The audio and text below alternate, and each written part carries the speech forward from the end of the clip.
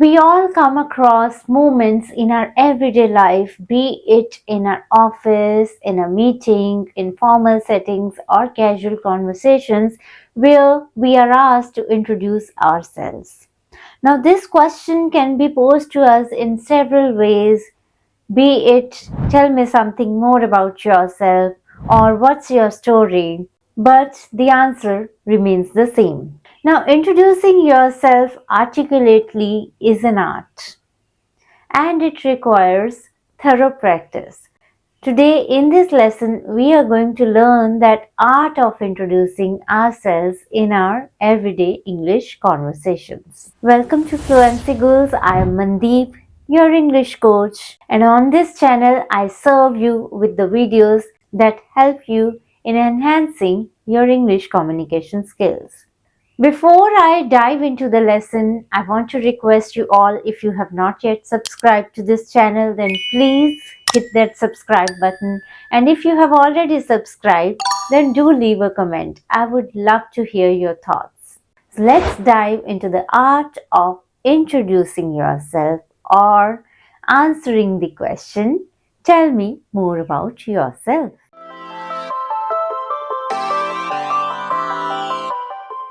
Now, before you begin telling the other person all about yourself, your first step should be to recognize the context. Whether you are in formal setting, it requires a formal introduction, or it is a casual setting. Adjusting your introduction to the context slightly as per the requirement is an important skill to learn. So, step 1 to any introduction is to begin it with a warm greeting.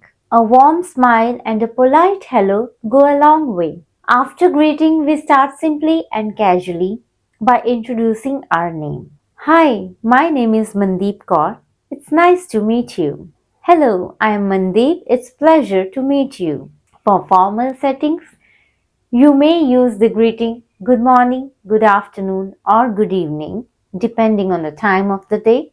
Good morning, I am Mandeep. It's a pleasure to meet you. Now, important thing to note here is do not introduce yourself with the phrase myself and your name. It is an incorrect way to introduce yourself using the phrase myself. Always say I am followed by your name. I am Mandeep or my name is. My name is Mandeep. When introducing yourself in casual conversations, you may add your preferred name or your nickname like, Hi, I'm Mandeep. Hi, I am Mandeep. You may call me. Or, Hello, I am Mandeep. My friends call me. So, followed by your nickname or your preferred name. Now, after greeting the other person and introducing your name, you can tell the other person where you are from. This is a common question that is posed to people, so it's great to have a smooth response ready. Here are some sentence structures that you can use to answer the question of where you are from. If you are in a cosmopolitan environment where people hail from diverse backgrounds and cultures, it's a good idea to introduce your country or your city. So you can say, I'm from India, or I'm from Delhi, or you can also use your nationality to introduce yourself. I'm an Indian, or I'm an American. Now, alternatively, you can also say, my name is Mandeep. I was born and raised in city name. Now, if you have moved to a new place or have been living elsewhere for some time, it's a good idea to add this phrase while making an introduction. I come from city name. I have been living in your current place for number of years. So it will sound something like, Good morning, I am Mandeep. I was born and raised in Chandigarh. I have been living in Delhi for 5 years. Alternatively, to mention your place of origin, you can use the following phrases. I come from, city name. I grew up in, I was born and raised in, or if you have been moving, you have spent your childhood in various cities, you can say, I spent my childhood growing up in various cities as my father had a transferable job.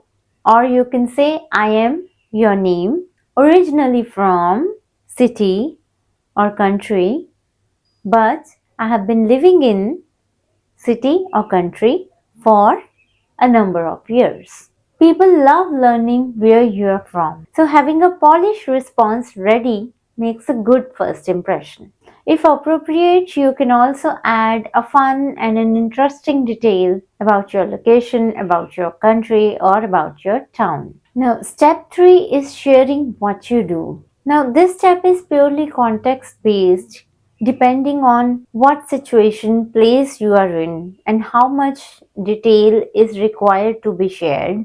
Talking about what you do is an important part of introducing yourself because it helps people to understand your educational or your professional background. Whether you are working, studying, or pursuing a passion, you can express this in a clear and confident way by using the following phrases. If you're a professional, you can use the sentence structures as I work as a job title at your company name. I work as a marketing manager at ABC Company. I work as an English facilitator at ABC Institute. Or you can also say, add a profession. I'm a teacher and I specialize in your field or skill. Say, I'm a teacher and I specialize in English communication. I'm a graphic designer and I specialize in creating brand identities. Or if you run your own business, you can say, I run my own business in industry name.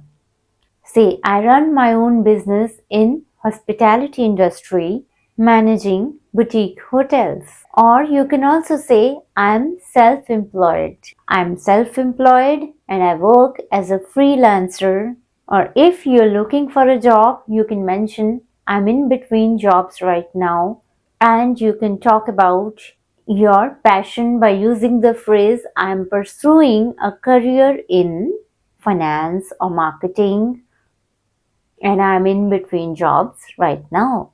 Depending on the context, you can also talk about your qualification, like I'm a qualified English language teacher, or I have a degree in, I'm pursuing a career in. If you're a student, it's a good idea to mention your field of study. I'm a student and I'm studying your field of study at university. I'm currently studying computer science at Delhi University. Or if you're preparing for certain exams or certifications, I'm preparing for my chartered accountancy exams and I hope to crack it this year. Now, for all the non-working ladies out there, avoid introducing yourself by saying that I'm a housewife. This term, I believe, is outdated and it doesn't do any justice to the work that you do out there. So it's a good idea to introduce yourself as I'm a homemaker or I'm a stay-at-home mom. You can add a little bit of more information to it. I'm a homemaker and I manage home and family affairs. Or simply say, I take care of my home and I ensure that everything runs smoothly. Now these phrases, they reflect the importance of your role while framing it in a positive and professional light. Remember that your introduction should highlight your achievements with confidence and pride. So take pride in what you do. Now, here's a tip while telling the other person about your profession, about what you do. Avoid using corporate jargons. The other person might not be familiar with it. For example, instead of saying, I am UX UI designer, you could say, I design user interface, user friendly apps and websites. So put it in simple words so that the other person is able to understand what you exactly do. Now, for casual conversations and introductions, you might want to focus more on your interests, your hobbies, or what you like to do. This helps us in connecting with the other person. A word of advice here, be careful not to overshare either. You do not want to bore the other person with too many details. So you can add the details about your hobbies, your interests, or your family depending on the context and the scenario where you're introducing yourself. So if you're introducing yourself to a neighbor, you might want to add a bit of details about your family, about your status, like I'm married or I'm single, we are family of four. So you could say we are family of four, or we are three siblings. So instead of just saying I have one brother, one sister, you could also use the term we are three siblings. So when you say we are three siblings, that includes you in your brothers and sisters. But if you say I have, you will just use I have two siblings. That means you have, apart from you, there are two brothers or sisters in your family. Or if you don't have any brothers or sisters, you could simply say I'm a single child. Now let's see how to share our personal interests or hobbies. Whenever we are trying to connect to other people, it's important that we tell them a little bit more about what we like to do, what are our interests, what are our hobbies, because it helps us in connecting with the other person. The other person also feels a connection to us by sharing their interests or by asking us a bit more details about our interests. So let's see what phrases we can use to introduce our hobbies and interests. So you could say, in my free time, I enjoy, followed by activity. So an example here, in my free time, I enjoy sketching, or in my free time, I enjoy playing guitar, or I'm really passionate about, then include your interest. I'm really passionate about photography, especially catching landscapes and cityscapes. Another phrase that you can use here is, one thing I love doing is, followed by an activity, especially during weekends. One thing I love doing is playing badminton, especially during weekends. Or you can also use the phrase I'm really into. I'm really into video games. I like to play online video games with my friends over weekends.